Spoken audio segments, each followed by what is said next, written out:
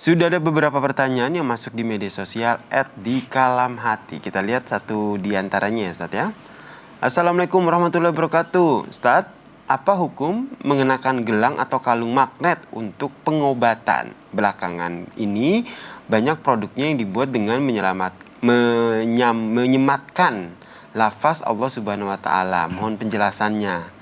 Nah, ini juga sering banyak ditemukan nih, apalagi di masa pandemi COVID-19 kemarin kan, semua berlomba-lomba untuk mendapatkan kesehatan dan sembuh gitu.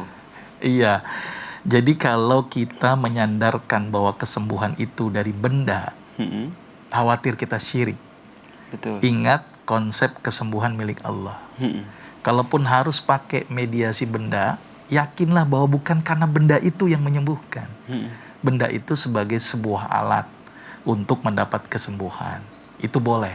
Tapi kalau kita yakin, wah gara-gara alat ini loh saya sembuh, nah itu jadi masalah. Ya, oh saya tuh gara-gara lo ketemu alat ini tuh jadi obat. Nah itu yang khawatir kita jadi masalah. Karena disebutkan tadi di dalam Al-Quran, wa idza maridtu fahuwa yasfi. Tapi apakah magnet itu bisa berdampak bagus? Ini perlu riset dan perlu penelitian.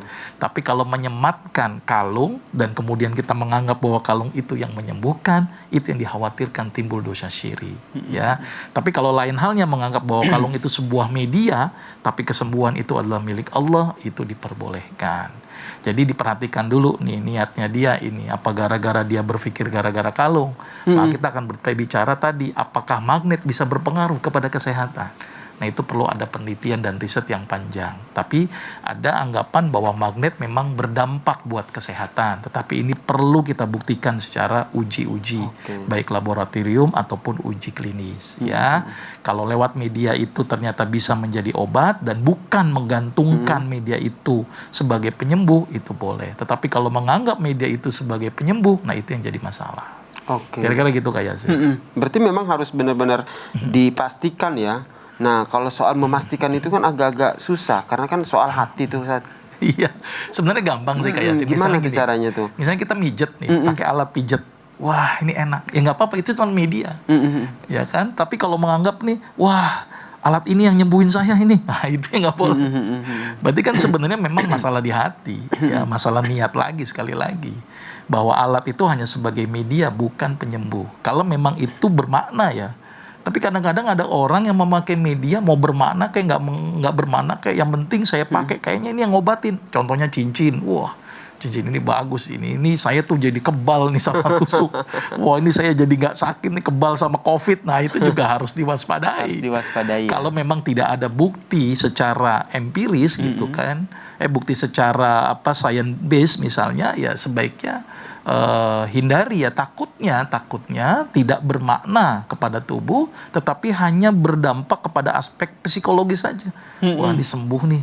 Padahal bukan efek sembuhnya, tapi keyakinan dianya itu loh. Yang menganggap jadi memotivasi diri, akhirnya dia sembuh. Jadi efek husnuzonnya ini ya. Tetapi disandarkan ke benda. Nah ini yang jadi salah. Itu yang harus dihindari ya. Harusnya sandarkannya kepada Allah. Terkait dengan proses pengobatan, menggunakan perantara itu sebenarnya baik tidak? Kan banyak yang menggunakan kayak tadi benda, terus itu air, media yang lain begitu. Itu ya misalnya dengan menggunakan perantara, misalnya dalam peralatan medis, ya boleh karena ya? Memang itu terbukti secara scientific base, ya kan. Tapi kalau menggunakan alat-alat tetapi tidak ada bukti, hanya berdasarkan kayaknya alat itu nyembuhin, kayaknya, nah itu juga udah mulai masalah itu. Iya. Jadi karena kalau misalnya alat, misalnya penggunaan misalnya ESWL, misalnya terapi untuk batu ginjal, itu kan dengan alat tuh jedur untuk menghancurkan batu, boleh. Itu sangat boleh. Gitu karena kan? kalau kita lihat di masyarakat juga ada beberapa yang kayak masih, sumber air itu tuh bisa tuh menyembuhkan begini, batu-batu yang di situ tuh bisa tuh dipakai untuk menyembuhkan penyakit ini gitu. Nah, dan akhirnya masyarakat percaya karena sudah ada pengalaman bahwa ada yang sembuh begitu. Nah, itu cara menyikapinya seperti apa? Itu tadi, kalau sumbernya ya bukan berdasarkan scientific base gitu kan, penggunaan alat itu hanya berdasarkan keyakinan dia kok gara-gara itu kok bisa jadi obat, khawatir syirik, khawatir. Karena menganggap bahwa gara-gara batu itu saya sembuh. Ya, tapi kalau alat gitu, alat misalnya tadi penghancur batu, itu kan secara scientific base tuh, memang menggunakan alat itu, tapi tidak menggantungkan kepada alat itu sebagai penyembuh. Dan dia meyakini bahwa Allah yang menyembuhkan. Alat sebagai media dan terbukti secara scientific base, boleh. Nah, jangan menjadikan media yang belum terbukti jadi berkesan kayak aspek sugesti gitu. Dan khawatirnya kita terjebak kepada syirik. Wah, gara-gara saya duduk di bangku ini kayaknya saya kok sembuh sebuah sakit ya, tapi kita nggak tahu di bangkunya ada apa. Iya, betul. Nah, itu yang dikhawatirkan. Memang batasan syirik ini cukup apa ya, tipis ya. Betul. Tapi kita harus waspada di sana. Yakinlah bahwa penyembuh itu adalah Allah. Media-media itu adalah sebagai suatu sarana saja. Ya, kita pergi, kita perlu media, pesawat, sarana. Gitu ya. Sama halnya dengan ke dalam berobat. Kalaupun pakai media itu adalah sebagai sebuah sarana. Tapi pastikan sarana itu memang terbukti secara scientific base. Jangan hanya kira-kira, karena itu akan berdampak buruk. Jadi kan kalau dalam standar medis itu kan ada uji-uji yang harus diperhatikan, gitu kan. Kalau uji-uji itu memang berdasarkan scientific base, silakan itu digunakan. Jadi demi kehati-hatian adalah harus dilakukan uji-uji terlebih dahulu. Oke.